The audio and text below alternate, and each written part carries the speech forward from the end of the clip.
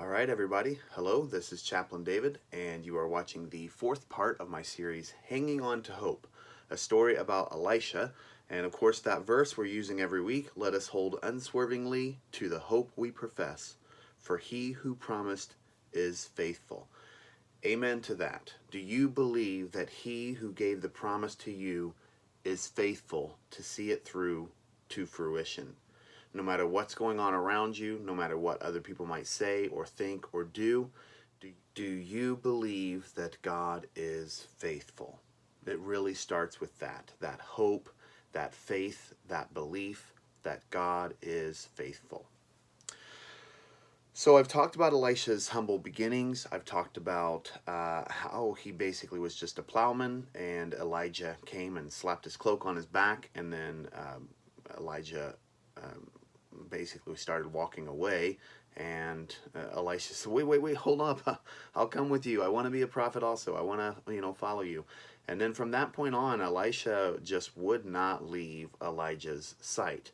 And of course, last week I talked about how other prophets kind of missed out on something that I believe they could have seen or been a part of when Elijah was taken up to heaven.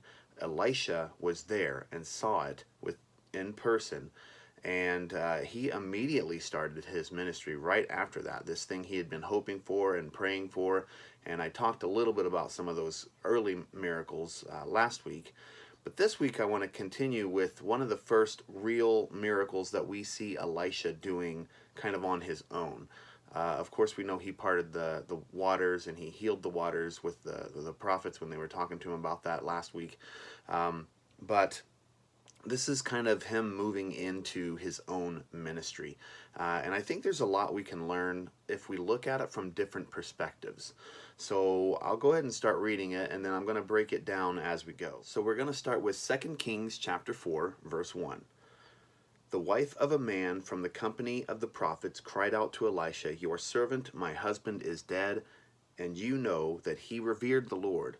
But now his creditor is coming to take my 2 boys as his slaves." Wow. So we know the company of prophets, that was the group of 50 that kind of saw Elisha and Elijah every time they moved to a new city. And there was always a group of the prophets that were basically learning to be prophets. And they were kind of a part of every major area in a country. And so this guy was one of those, and he had passed away.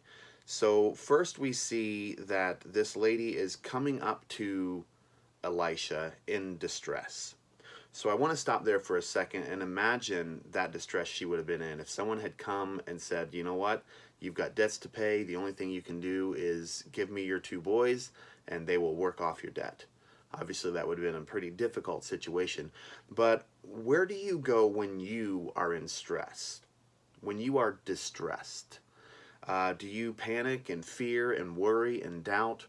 Or do you run to God? This woman was running to a man of God, a prophet, and saying, can anyone help me? And I think that's important for us to remember.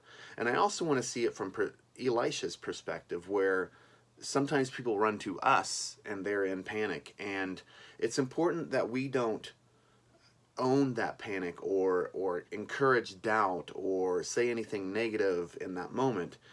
And I see that in Elisha. He obviously does not own that panic. So in thinking about that panic situation, or when someone comes to you in panic, I just have to point out James 1:5, which is one of my go-to verses. I've talked about that before. If any of you lacks wisdom, you should ask God, who gives generously to all without finding fault, and it will be given to you. So again, do you believe that? And do you use that as your crutch when you're in a difficult situation? Or again, when someone comes to you in a difficult situation, do you encourage them to run to God, to ask God for wisdom? So let's continue that story with 2 Kings chapter 4, verses 2 to 4. Elisha replied to her, "How can I help you? Tell me, what do you have in your house?" "Your servant has nothing there at all," she said, "except a small jar of olive oil." Elisha said, "Go around and ask all your neighbors for empty jars. Don't ask for just a few. Then go inside and shut the door behind you and your sons. Pour oil into all the jars, and as each is filled, put it to one side." So I like how Elisha first said, "What do you want me to do?" You know, a lot of times we jump to the answer. At least I've noticed this in my life, especially as chaplain, when people come and ask me for maybe for advice, but sometimes they're just kind of venting or dealing with the situation or working through it. And it's easy for me to jump to the answer or the solution. But I like how Elisha did not make any presumptions. He just said, "What do you want me to do? How can I help you?"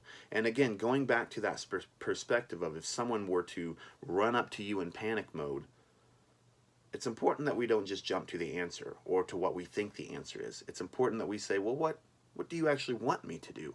Or what do you think the solution is?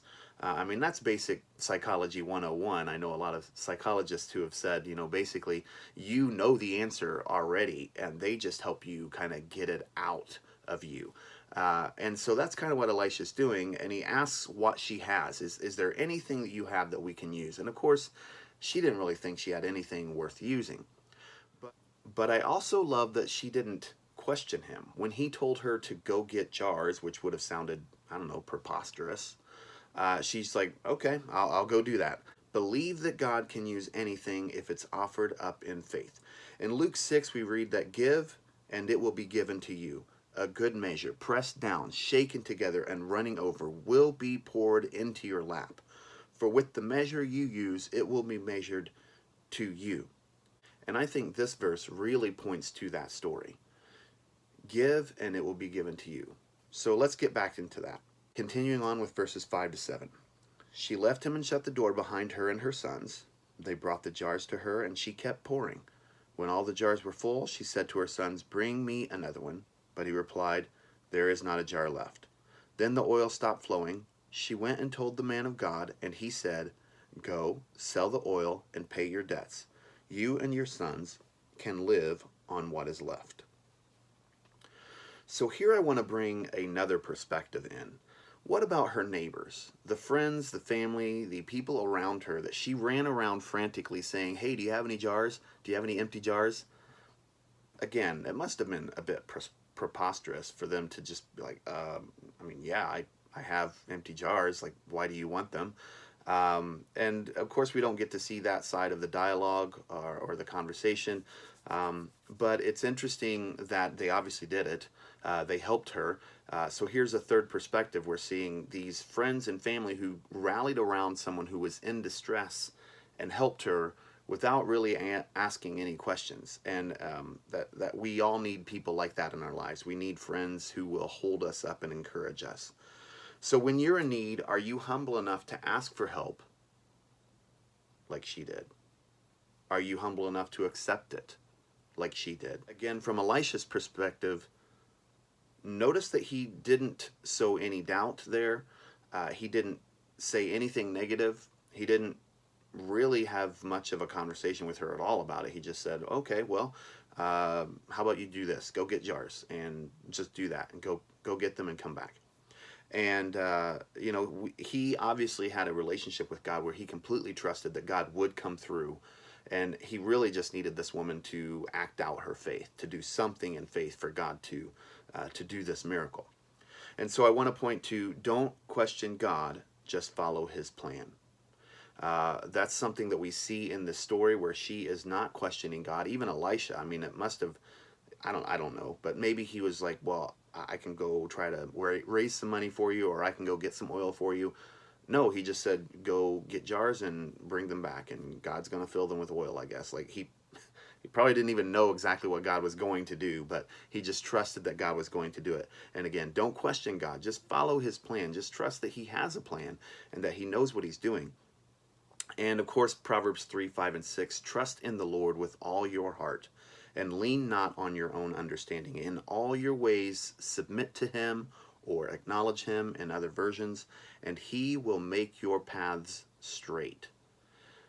That is such a good verse, and I know it's blasted all over the place, but it just is a great reminder. If we just acknowledge him in all our ways and we trust in him, he will make our paths straight. And I think that's an interesting way to say it, because he's not necessarily even saying he's going to fix anything or do anything for you. He's just saying, I'll make your path straight. I'll make that way work out. I will make this work in your favor. And again, that just goes back to simple faith, simply trusting who God is and His nature in your life. So just one final kind of wrap up here. I want you to remember that we need to pray for wisdom first. We need to trust that God will use whatever we offer up in faith.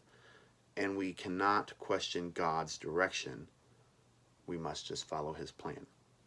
So I hope that has meant something to you and you've learned something from this series about just trusting that God can use you and He does have a plan, and we just need to follow it, and we need to have faith that He knows what He's doing. I'm going to start a new series for July, so stay tuned for that. And of course, remember, every Wednesday I upload a quick verse or two and a prayer. So God bless you. Have a great day.